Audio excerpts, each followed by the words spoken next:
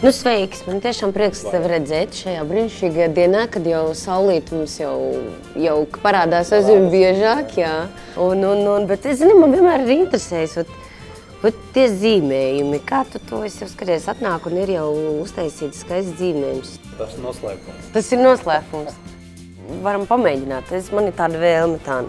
Man gribas pamēģināt, pazīmēt. Droši. Varam doties, pamēģināt? Jā. Tad aiziet.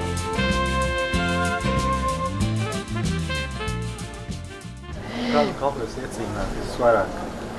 Tu zini, man tev grūti tā atbildēt, jo es esmu laikam no tiem cilvēkiem, kas skrien no punkta A uz punktu B.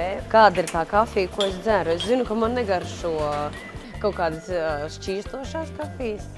Tā. Un uz priekšu vidām portafiltru. Viņš apstāsies? Jā. Ņemam to stampēti. Priekš kam tas ir vajadzīgs? Kāpēc viņš ir jāspresē? Lai kafija būtu blīva sapakota. Stingrāk. Ok. Ņemam divas pučina krūzītes. Tagad tas būs tas espresso, ja?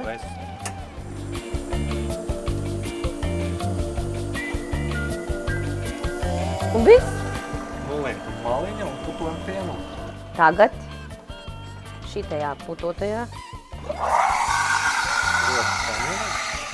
Tāds ir, ka es būtu pie zobārsta.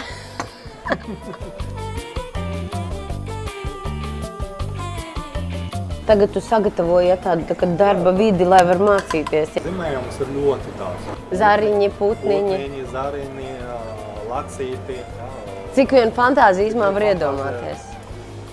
Cik atļauj iztēle, jā? Atļauj, jā. To var visu to realizēt tieši krūzīti. Mums sanāca dusmīgs zaķis. Cik ir daudz vispār tie zīmējumi? Un kas ir pārsvarā tas, kas cilvēkiem patīk?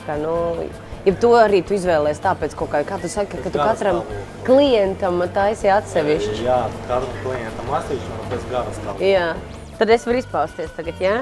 Es piedāvāju uzreiz liekam austiņus. Čiburaška? Es nezinu, kas man sanāk, man izsās pēc robotu. Vai dusmīgs čiburaška? Pokemons, vot. Tā ir mana interpretācija par čiburašku 2015. gadā. Vienkārši viņš no rīta neiedzera kafiju. Jā, un milzīgs paldies tev par to, ka es maz zinu, kā tagad šo čiburašku uztaisīt.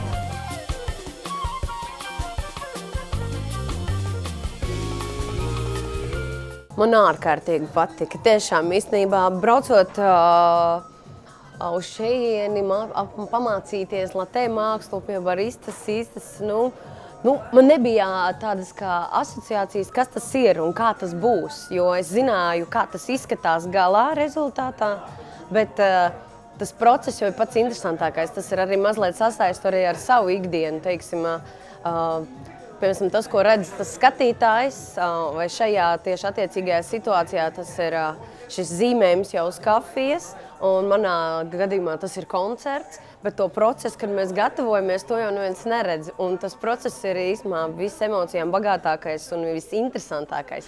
Es vairāk pievērsīšu uzmanību tieši tam, ko es dzeru un kā es dzeru šo kafiju un kā arī tā izskatās. Jo tagad, jau es esmu gudrāka un es zināšu, kā var izskatīties. Teiksim, kad cilvēks kaut ko vairāk zina par kaut kādām lietām, par faktiem, viņam pašam, manuprāt, arī ir interesantāk un arī man būs iespēja savās mājās un saviem draugiem šo to pastāstīt un padalīties.